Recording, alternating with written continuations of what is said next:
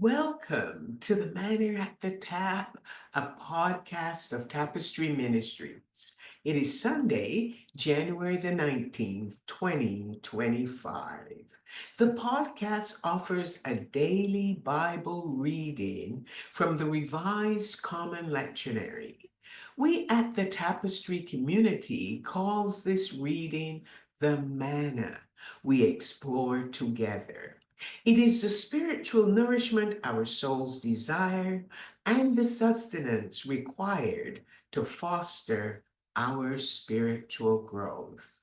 I'm Gloria, a fellow traveler with you on this spiritual journey, and together we can share insights and interpretations from the daily biblical lectionary reading, which will enrich our spiritual lives. The lectionary reading today is the familiar story from John's Gospel. Jesus attended a wedding at Cana and turned water into wine. Each gospel writer portrays the beginning of Jesus' public ministry in their own way. In Matthew, it was the Sermon on the Mount. Mark, in his gospel, portrays Jesus' first public act as curing a man possessed by an impure spirit. In Luke's gospel, Jesus returned to his hometown of Nazareth to attend Sabbath services, and they ran him out of town. According to John's Gospel, Jesus turning the water into wine was the first of the seven signs that revealed him. You see, in John's narratives, there are no miracles, only signs, because Jesus' signs show us who he is.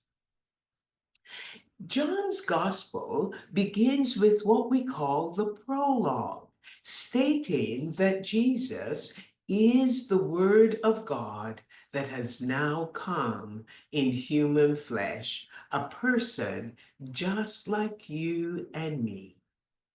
The word thread that you'll find running through the prologue, and it is mentioned four times, is the word grace. And it describes Jesus as being full of grace and truth. The signs show us the abundant grace upon grace that we receive for him. And John states that in John chapter 1, verse 16. Today is the second Sunday after the Epiphany, and the lectionary reading is John chapter 2, verses 1 to 11.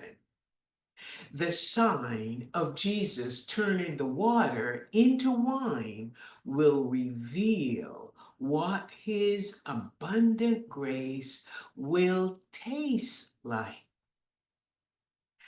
A family planned a wedding, but it wasn't long before they were more thirsty guests and empty wine bowls than wine to drink.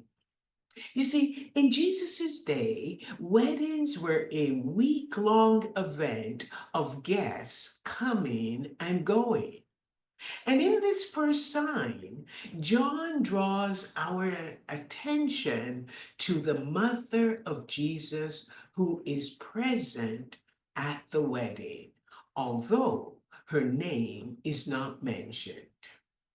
When she saw Jesus and his friends joining the wedding guests after it had been going for 3 days, she hurried over to him and urged him to take action.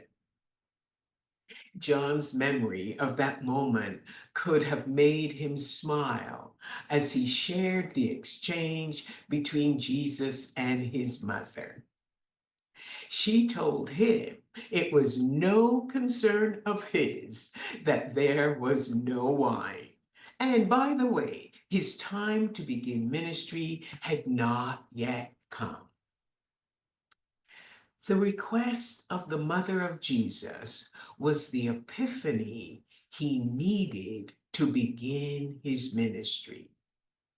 According to John's gospel, Jesus had gathered some disciples around him, but he seemed unsure of his next move. Can you imagine Mary as she walked away, telling the servants to do whatever Jesus tells you to do? Jesus will obey his mother, and he began his first sign by asking the servants to remove the 6 hidden water jars, fill them with water, pour out some, and take it to the head waiter. Now, typically, the host family served the best tasting wine at the beginning of the wedding feast. But as the week progressed, they would bring out the cheaper wine when the guests were too inebriated to distinguish the difference in taste. These servants obeyed Jesus, and after filling the 6 water jars with water, they took a sample to the head waiter. When he tasted the wine, he spoke to the groom, telling him he had done things differently. The best was saved until the last. The wedding in Cana went from scarcity to abundance, all because the servants obeyed Jesus' instructions. The wedding was halfway over, yet Jesus gave the family more than was needed. He gave them an abundant supply of wine.